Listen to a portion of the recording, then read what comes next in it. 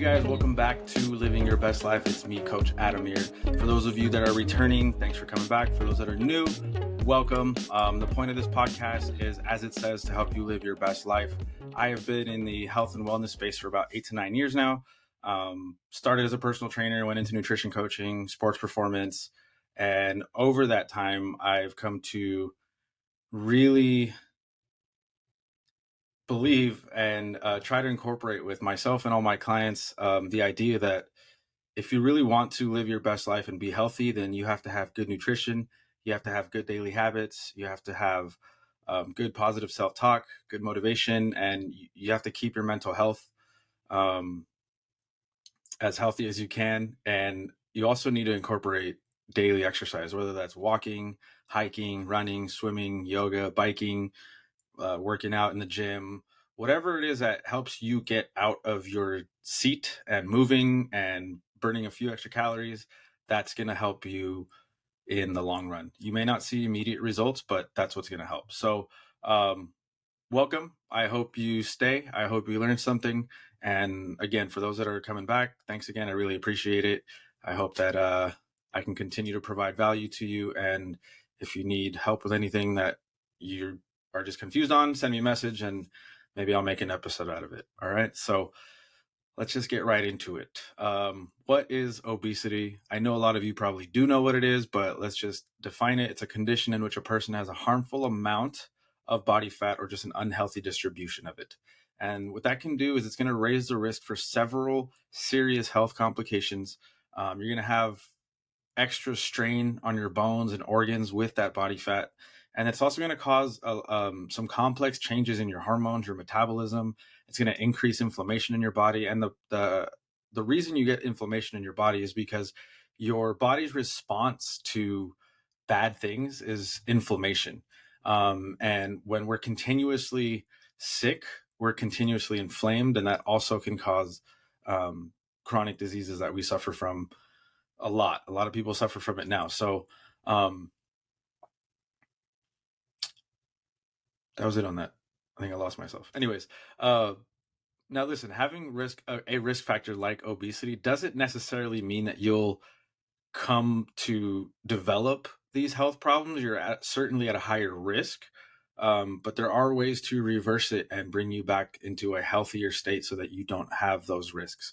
There's a quote I hear all the time that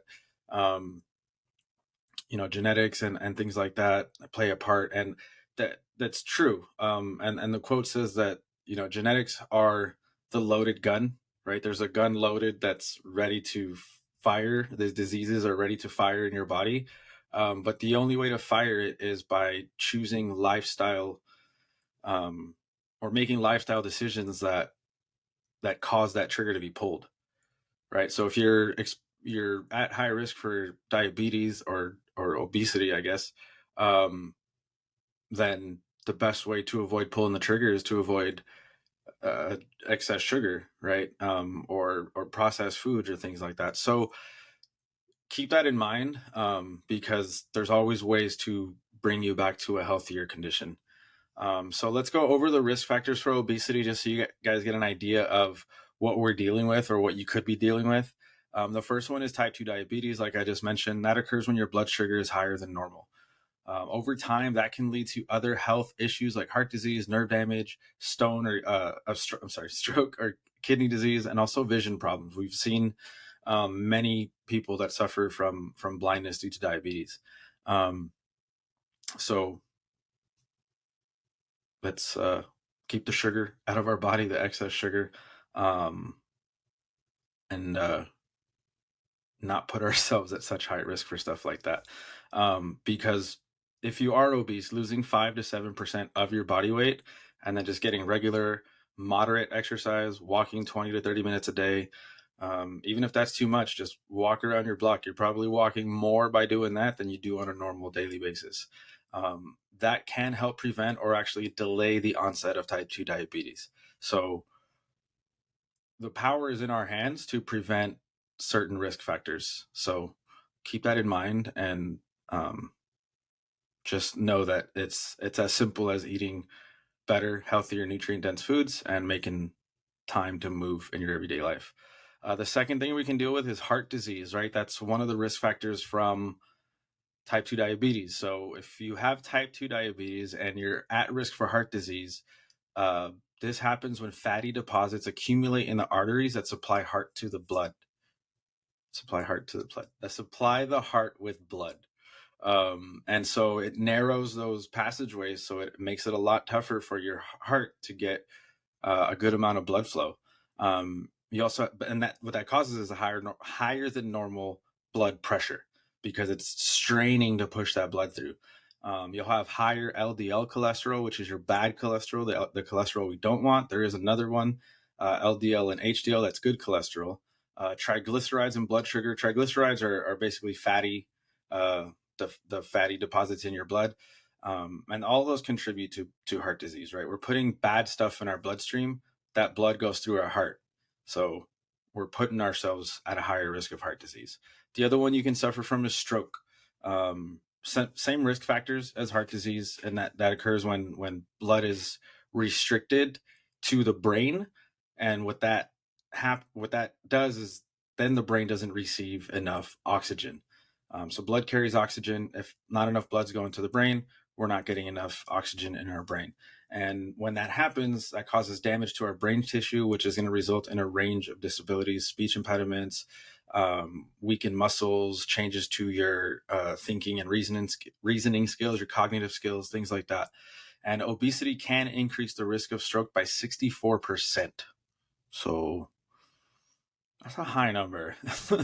um, to be able to prevent a stroke, right? That's a pretty high number. So if you know anyone in your family or you have friends around that you're concerned about, just kind of kindly, nicely bring these things up to them. You love them, you care, and you want to help. The fourth thing that you'll see we can suffer from is sleep apnea. I know several people in my close circle that actually suffer from sleep apnea. My mom does. She has to wear a breathing machine.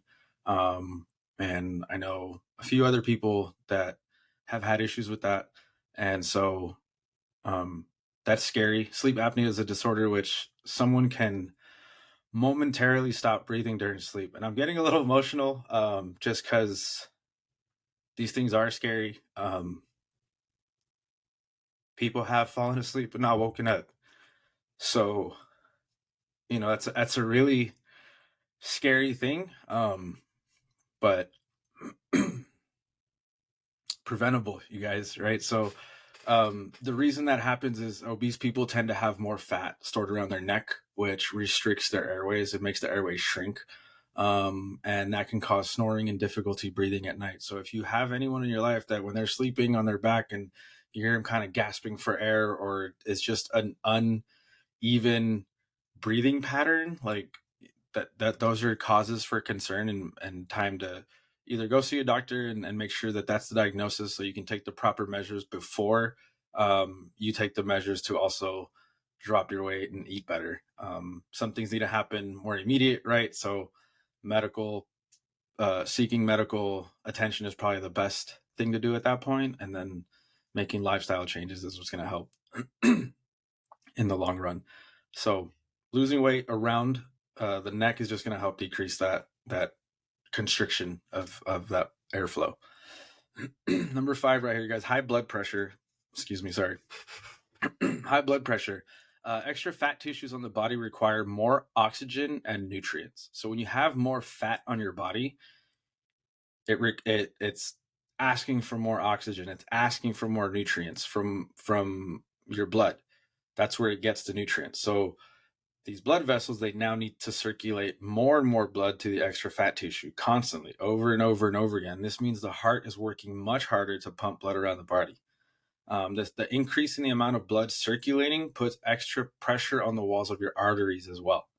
So the arteries do need to relax. They can't. It's like leaving the hose on all day or all night. Eventually, the pressure is going to build and start tearing through. That's going to cause high blood pressure or hypertension. Over time, this can damage your heart and arteries. All right. So high blood pressure is I would say the last risk factor here that has to do with your heart.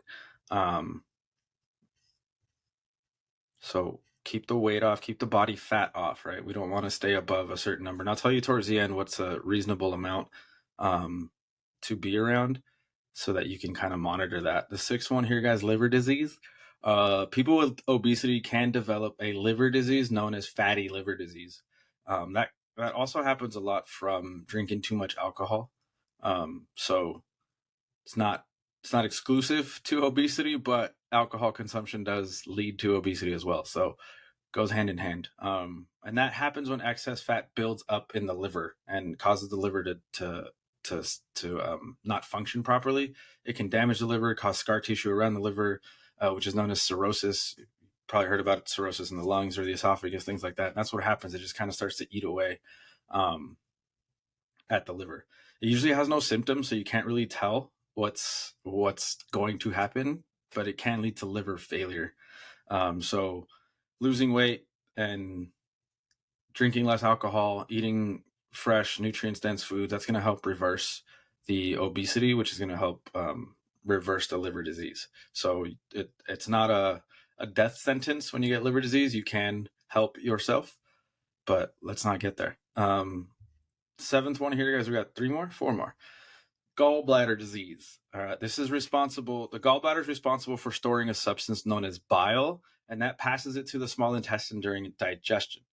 That helps you digest fat, so it breaks down fatty food for you. What obesity does, it can increase your risk of developing gallstones in your gallbladder, and that occurs when bile hardens up in the gallbladder. So those can be very painful. They can require surgery sometimes.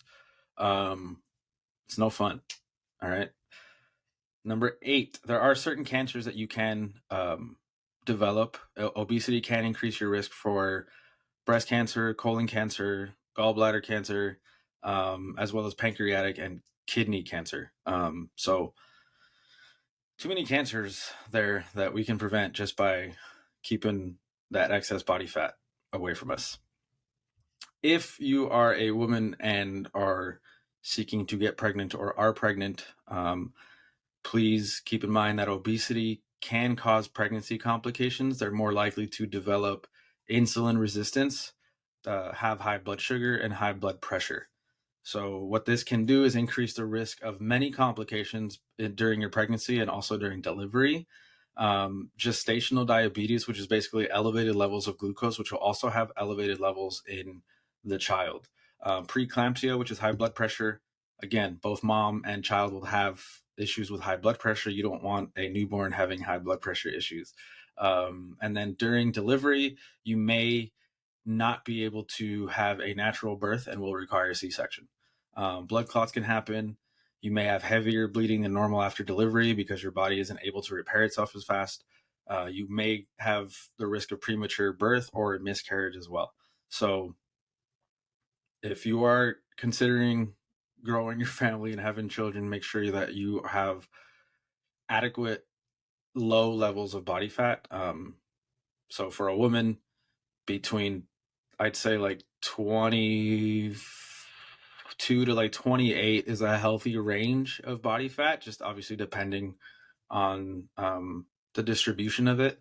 So if you need to find out your body fat, you can ask your doctor. You can also buy one of those Amazon scales for like $20 or $30 or something. It's not obviously medically accurate, but it's a number that you can kind of play with. So check that out. That way you can kind of keep track of your body fat percentage and not worry about so much about your overall weight, but more your body fat. Because that's what's most important. Our body fat distribution, how much of it we have, and yeah, that's it. All right. Last one here, guys, depression. I think this one's pretty common. Many people affected by obesity do experience depression, and that has a lot to do with anyone who's obese experiencing discrimination based on their size, based on their body size, being made fun of. Um, they you feel sad. You feel like you're not worth anything because no one likes you, or people may talk down to you or make fun of you. And especially like if you're a teenager, if you're in junior high school, it's obesity among children is really high these days. So I can imagine the jokes and the bullying that happens in schools or wherever. So that can be pretty challenging for a child to get through, and they don't know what to do, or so if you are experiencing depression because of your body size, then there's good news. You already know there's something you can do about it, right? So healthy eating, daily movement, just it's not only going to help you lose weight, but you're going to feel more confident in your own skin. When you're able to accomplish things that you thought you couldn't because of your size, you're going to feel even better to continue and do something beyond that and to continue that. And once you develop those habits and build those daily habits, it's going to be sustained for the long term. You're not going to revert back to your old ways because you're going to love yourself more. You're going to feel like you have more worth, and you're not going to want to let yourself down again. So, in order to avoid these risk factors, in order to mitigate the possibility of it happening to you, one, don't let your body fat get out of control. So how do we control that? Eat healthy, nutrient dense meals. So fresh fruit, fresh vegetables, fresh that's about it. Fresh fruit, vegetables, fresh greens. And you want to prioritize protein and get good protein, fish, chicken, beef, whatever protein you like to eat, just make sure it's quality protein and it's a good amount of protein. You want to shoot for at least 35 to 45 grams of protein per meal. All right. So if you're eating 3 meals a day, it's 120 to it's a 100 120 to 130 grams of protein a day. Which even in my opinion is still kind of low. Shoot for at least 150 grams of protein a day. I would say that's an ideal range. I know the RDA says a different number, but you got to remember the recommended daily allowance is a minimum number in order to just survive. We don't want to just survive. We want to thrive. Drink plenty of water and incorporate 30 minutes of movement at least 4 to 5 days per week. And that can be, as I've mentioned before, anything from hiking, jogging, walking, uh, swimming, badminton, hacky sack, what's that, pickleball. Go ahead, play some pickleball. But do something fun, right? Do something fun. If you have a partner, if you have roommates, if you live with your other family, if you have kids, whatever, if you have live with people around you that can also benefit from this, then take them out with you. Take them out for a walk, and then just surround yourself with people who are going to support your health journey here. So if you have people in your family that they're not going to want to give up their sweets or give up the bad food, then that's going to be tough. But you have to be able to surround yourself with other people that are also either on that same journey or are going to give you the support that you need. So yeah, that's about it. As you can tell, if you've been listening the whole time, as you can tell, I'm very passionate about what I do. I'm very passionate about what I know and the knowledge that I can share with whoever needs it. So if I get emotional during these episodes, forgive me.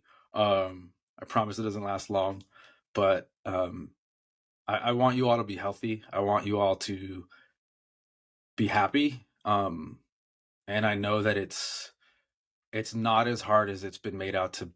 It's not as hard as it's been made out to be. We can make simple, smart choices in our life that are going to make tremendous differences in the long run. So that's all I got for you guys. That was a good one.